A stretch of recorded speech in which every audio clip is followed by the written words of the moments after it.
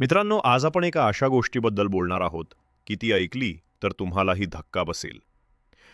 आपण सहसा भाड्याने रूम घेतो, गाडी घेतो, अगदी दैनंदिन वापराच्या वस्तूही भाड्याने मिळतात. पण तुम्हाला माहिती आहे का, भारतात एक ठिकाण आहे जिथे बायकोही भाड्याने मिळते. हे ऐकून अविश्वसनीय वाटेल, पण ही गोष्ट खरी आहे.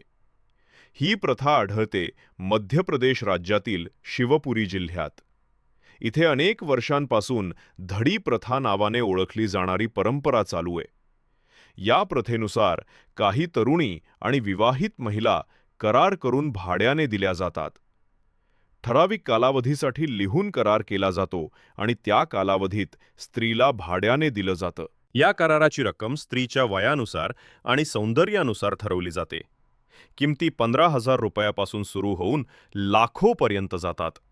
एवढंच नाही तर काही कुटुंबे मुली सुंदर दिसाव्यात म्हणून त्यांना वेगवेगळी औषधेही देतात, जेणेकरून भाड्याचा दर वाढेल.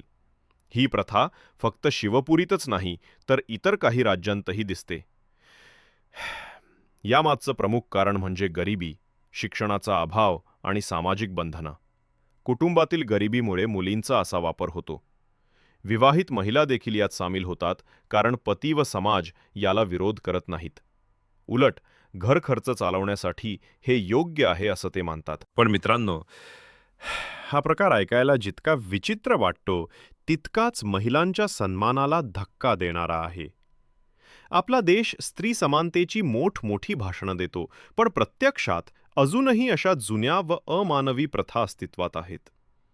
काही सामाजिक संस्था प्रयत्न करतात, पण पोलिसांकडे तक्रार नसल्याने कारवाई होत नाही. आजच्या काळात अशा प्रथांना थारा देणं योग्य नाही. स्त्री ही वस्तू नाही, ती घराचा आधार आहे. या प्रथेला थांबवण्यासाठी समाजाने व सरकारने पुढाकार घेणं गरजेचं आहे. मित्रांनो, याबद्दल तुमचं काय मत आहे ते नक्की कमेंटमध्ये सांगा.